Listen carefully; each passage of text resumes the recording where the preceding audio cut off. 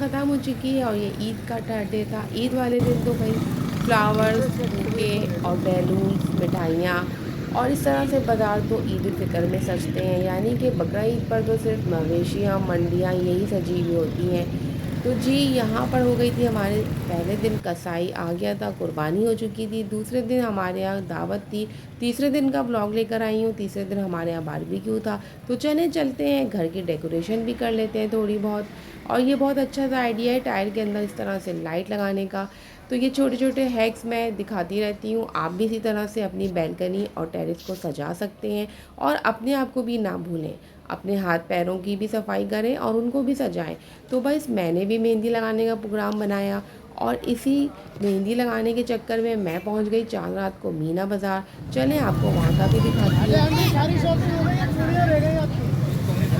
रही तो और खाने पीने की बात ना हो ये कैसे हो सकता है। कचौड़ियाँ, मिठाई ये तो चलती ही रहती हैं।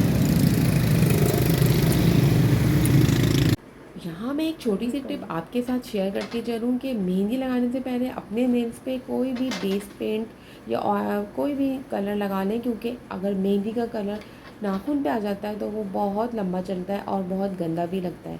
इसलिए बेस कोट या कोई नेल पॉलिश लगा के ही मेहंदी। और अब मैं आ गई थी फैसल बाज़ार, यानी कि ये करीमाबाद पे बहुत मशहूर फैसल बाज़ार है, सामने वाली बिल्डिंग। और इस साइड पर है मीना बाज़ार, जहाँ पर सिर्फ लेडीज़ जाती हैं और यहाँ पर स्पेशल मेहंदी लगती है। कराची का मशहूर मीना बाज़ार है, नीचे है करीमाबाद। तो चलें मैं आपको यहाँ का भी विज़िट करवा देती हूँ। आज मेरा रोज़ा था, चांद रात तो नहीं कही जाएगी, 9 ज़िलहज है। कौन भाई, ये कौन कितने की है? 50 रुपए की है। ये इमरजेंसी कौन है? नहीं जनाब। अच्छा, नॉर्मल कौन है ये? अच्छा, यहाँ पे मैं दिखाऊँ आपको, जीना है जो दूसरा जीना है ना वो जाने का,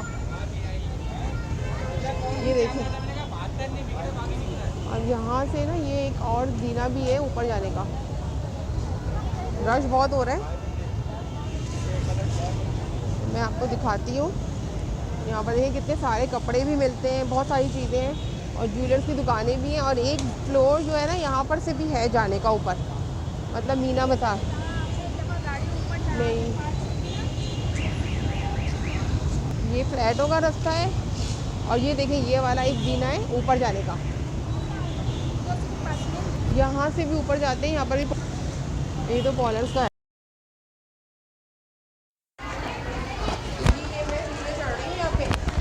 देखें बहुत रश है यहाँ पर, बहुत रश है। अब देखते हैं। हाँ, मेहंदी तो लगवानी है। आप लगाओगी? कौन लगाएगा मेहंदी? जो मुझे डिज़ाइन, मैं मुँह भी नीचे नीचे की बना रही हूँ, किसी की नहीं बना रही। इस मेहंदी से आप ये मत समझिएगा कि मैं बहुत ही मेहंदी की फ़ैन हूँ या लगवाने का शौक़ है। ये सिर्फ ब्लॉगिंग करने के चक्कर में मैं यहाँ आई थी और मैं मेहंदी कभी बकरा ईद पर या ईद पर नहीं लगाती है, ना मुझे पसंद है।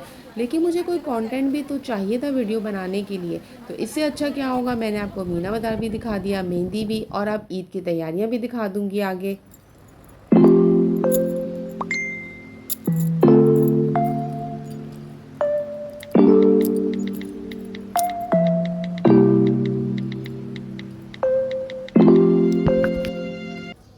तो जी ये हमारी कुर्बानी का जानवर था, जिसकी कुर्बानी हमने ईद वाले दिन की थी। और फिर कुर्बानी के बाद होता है गोश्त बांटने का सिलसिला। वो भी बांटने के लिए हम निकले थे, लेकिन एक दिन बाद मैं दूर जो जगहें थी वहाँ गए थे हम। तो चले वो भी देख लेते हैं कि हम कहाँ गए थे। ये हम जा रहे हैं गाइस कुर्बानी के गोश्त लेकर ये देने के लिए।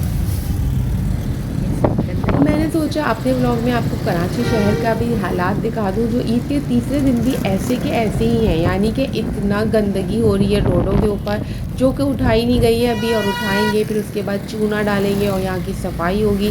तो जगह जगह कुर्बानी की आलाइशें, ये सब चीज़ें नज़र आ रही थी और बदबू भी बहुत हो रही थी। खैर धूप तो बहुत निकली है, अब कुदरती निज़ाम है अल्लाह का, देखें फिर सही हो जाएगी सारी चीज़ें। जी मेरे वाले साहब तो रहे नहीं, लेकिन मैं अपने चचा के घर जा रही थी उनसे ईद मिलने। यहाँ पर मैं है। अच्छा भाई ये ना पाइक है ना वो पा दे, मैं पाइक तो भाई ले लूँ, थोड़ी सी शॉर्ट ले लूँ, है निकाल के तो दिखाओ मुझे। ये इन्होंने ना रैबिट पाले हुए, और ये इनकी क्या डाइट है भाई? ये डाइट, ये लहसुन खाते हैं, थोड़ा दाना खाते हैं, लहसुन दाना और क्या? ये यार इतने नेल इतने खतरनाक लग रहे हैं। मारेंगे तो नहीं है क्या? मैं तो हाथ ही लगाऊंगी। अच्छा बिल्कुल कैट की तरह नहीं लग रहा। इधर करना, मैं जरा सा हाथ फेर दूंगी इसके ऊपर।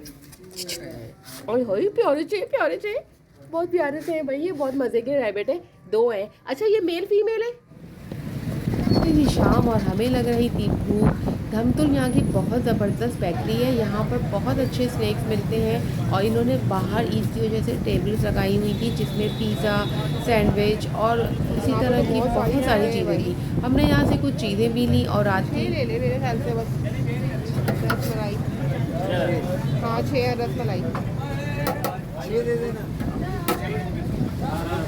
आज की दावत के लिए हमने यहाँ से रसमलाई भी ले ली थी और अब बारबेक्यू की तैयारी का टाइम हो गया था। भाई घर में तो बारबेक्यू इस तरह से नहीं हो सकता जैसे बाज़ार में होता है, लेकिन ईद पर तो बाज़ार में 3 दिन बस बाहर बंद ही होते रेस्टोरेंट।